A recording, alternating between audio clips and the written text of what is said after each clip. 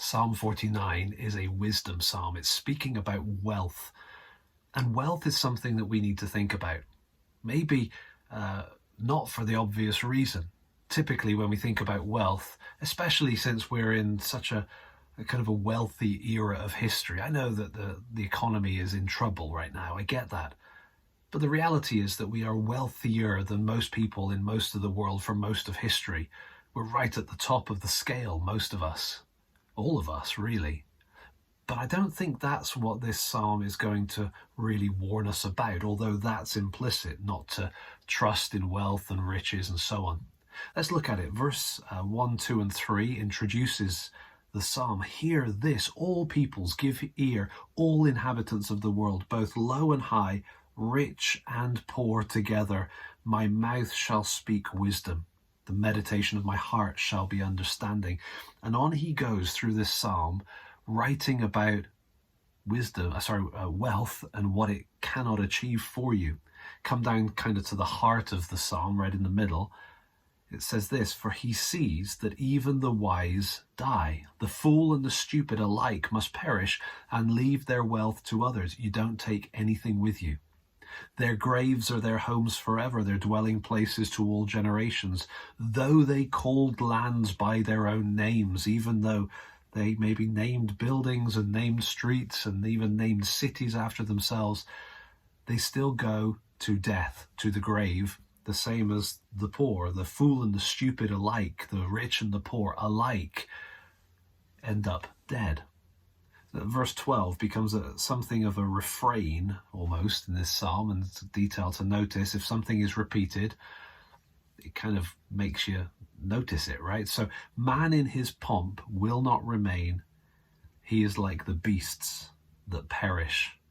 Just think of a sheep or a cow in a farm, and one's dead, you just got to get rid of it. It's not serving its purpose anymore.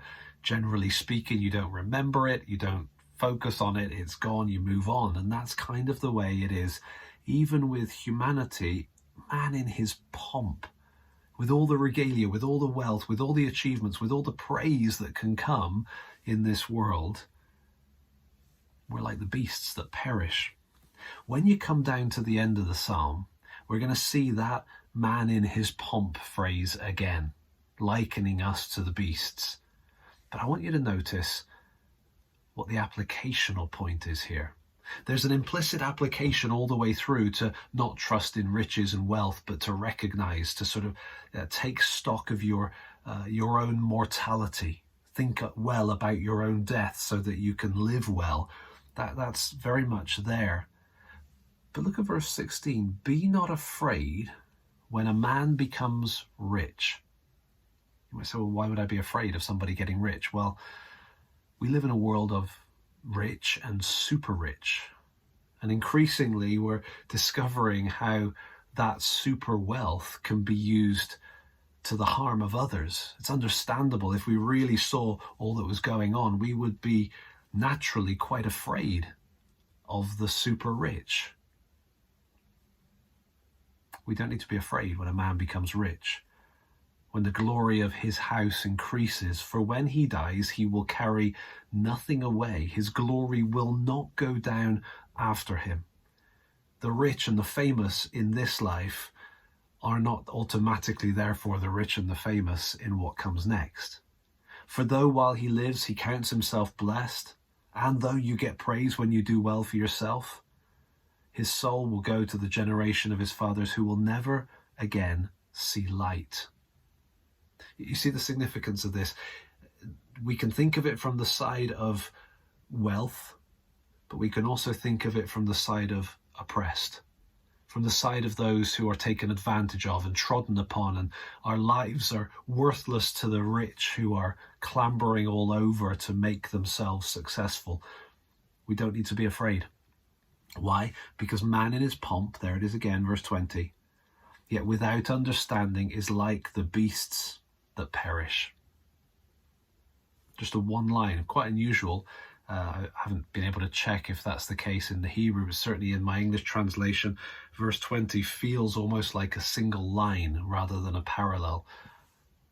Whether it is or not doesn't matter. What matters is this repetition, man in his pomp, is like the beasts that perish. It's true of us, but it's also true of the wealthy who may take advantage of us. It's true of the super wealthy who may have influence and power that we have no ability to comprehend. But we don't need to be afraid. We don't need to be afraid of anyone, because we're all equal before death and we're all equal before God. And so let Psalm 49 impart wisdom. Wisdom in wealth, wisdom in poverty, wisdom in life, because of equality in death. Share your highlights carefully. Share Psalm 49 with others that may benefit. See you next time for Psalm 50.